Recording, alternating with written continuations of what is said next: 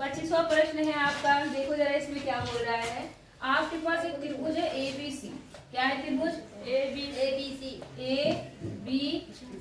ठीक है। A से BC पर लंब डाला गया है। A से कहाँ डाला गया है लंब? BC पर। जो D है, लंब D डाला गया। लंब जो BC है बिंदु D पर इस प्रकार प्रतिच्छेद करता है कि BD बराबर, क्या चीज? BD बराबर BD बराबर है 3CD। ये दिया हुआ है, ठीक है। और सिद्ध करना है, क्या करना है? सिद्ध करना है। क्या सिद्ध करना है? कि 2AB, क्या? 2AB स्क्वायर बराबर 2AC स्क्वायर और माइनस प्लस BC स्क्वायर, ये आपको प्रूफ करना है। बोलो, बात समझ आ गई? तो मैंने आपको पहले भी बता रखा और अभी भी समझ लो, जब भी स्क्वायर दिखे तो आपको पाइथागोरस थ्योरम लगानी है, ठीक है। आपके पास दो समकोण त्रिभुज बन रहे, एक ये और एक ये, क्योंकि इन्होंने क्या डाला था यहाँ पर? लंब डाला था। बात समझ आई या नहीं आई? अब इसमें क्या है, इसमें पाइथागोरस थ्योरम लगा दो, इसमें पाइथागोरस थ्योरम लगा दो। बात समझ आ गई? तो जब पाइथागोरस प्रमेय लगाओगे तो यहाँ पर देखो क्या हो जाएगा आपका, इसमें ये काम हो जाएगा आपका। क्या है यहाँ पर? AC स्क्वायर बराबर AD स्क्वायर प्लस क्या? CD square. यहाँ तक समझ आया नहीं आया? इसमें पाइथागोरस थ्योरम लगाओगे तो AB स्क्वायर बराबर AD square plus BD square. यहाँ तक समझ आई बात या नहीं आई? आ गई? देखो अगर आप ध्यान से देखो तो यहाँ पर क्या है? AD दोनों में कॉमन है, तो हम इन दोनों इक्वेशन को क्या करते हैं? घटा देते हैं। क्या करते हैं? तो घटाने पर आपको पता है कट जाएगा। यहाँ पर कितना आ जाएगा? AC square minus AB square बराबर CD square minus BD square.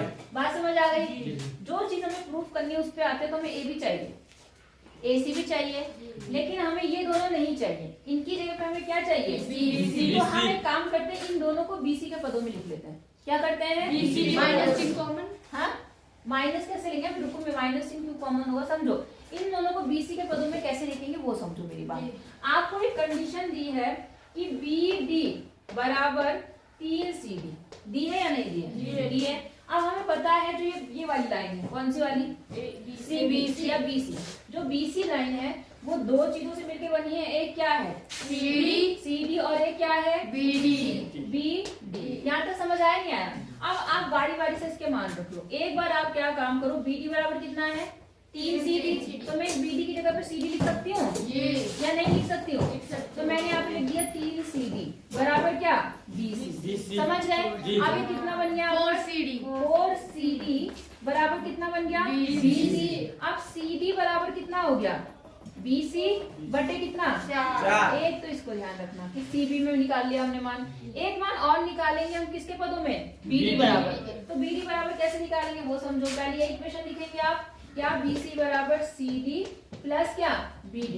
इस बार पहले हमने किसको रिप्लेस करा था? इस BD को हटाया था। अब BD को रखेंगे। BD को क्या करेंगे? रखेंगे। तो हम CD को हटाएंगे, तो CD बराबर क्या हो जाएगा? BD बटे 3 होगा कि नहीं होगा? तो मैंने यहाँ लिख दिया BD बटे 3 और प्लस BD। समझ गए या नहीं समझे? समझ गए? इसका एलसीएम लोगे तो यहाँ पर कितना होगा? 3 और यहाँ पर आ जाएगा BD प्लस 3BD स्क्वायर। हाँ या ना? हो गया। 3 और 1 4 BD स्क्वायर बटे 3। आ जाओ BC स्क्वायर। समझ आया नहीं आया?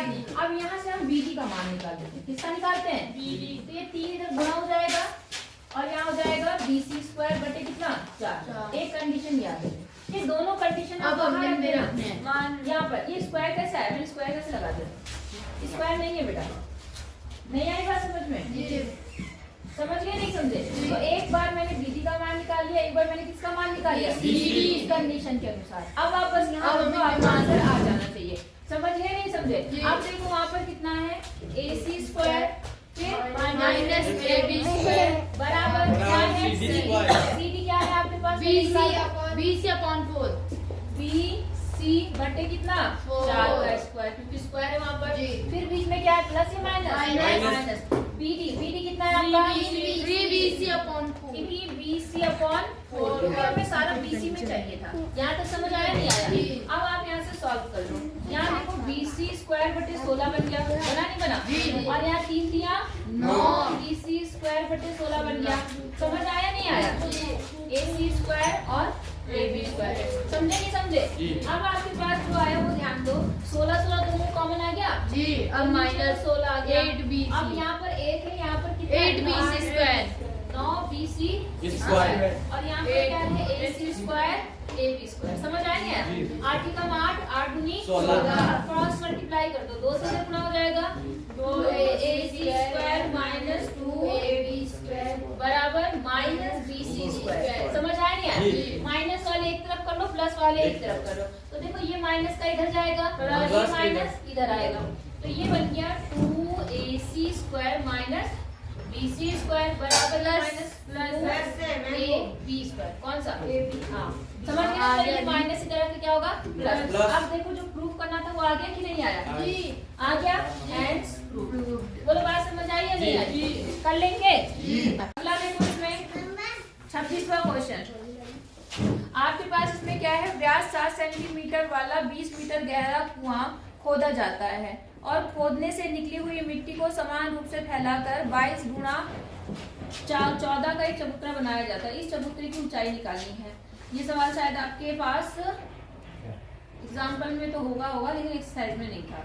मतलब क्या है? कुआं खोदा जाता है। कुआं देखा आपने? कैसी शेप होती है कुएं की? गोल बेलनाकार। कैसा होता है? तो इन्होंने एक बेलनाकार कुआं खोदा 26वें सवाल में। ऐसा कुआं खोदा होगा। अब इनकी जो व्यास है वो 7 मीटर है। कितना मीटर है? 7 मीटर व्यास है और ऊंचाई कितनी है? मतलब गहरा कितना है ये? 20 मीटर। बात समझ आ गई? गहराई कितनी है? 20 मीटर। अच्छा, अब क्या हुआ? जो यहाँ से मिट्टी निकली उससे इन्होंने क्या बनाया? एक चबूतरा। जब खुदाई करोगे मिट्टी निकलेगी जी, तो उस मिट्टी को इन्होंने फैलाया, एक चबूतरा बनाया। तो चबूतरा क्या है यहाँ पर? समान रूप से फैलाकर कितने का? कैसे बनाएगा चबूतरा? ऐसा चबूतरा होता है? कैसा होता है चबूतरा?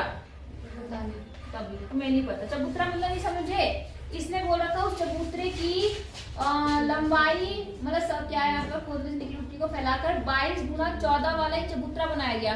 तो आयताकार है उसका बेस जी, नहीं समझे? तो ऐसे ही होगा उसका ऊपर का। लंबाई उसकी कितनी होगी?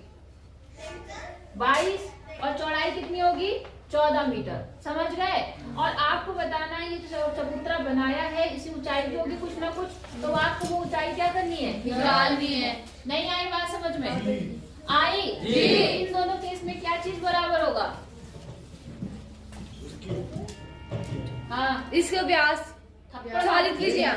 तू बता भाई, बोला था कुछ चौड़ाई। अरे भाई यहाँ से जो मिट्टी निकली उसी मिट्टी को तो यहाँ लगा रखा। आयतन।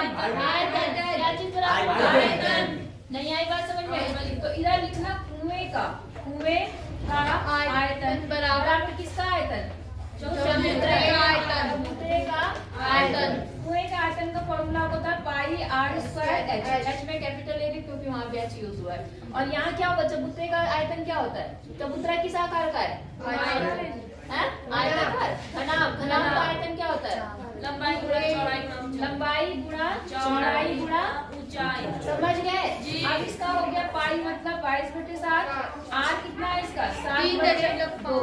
7/2 लिख दिया मैंने।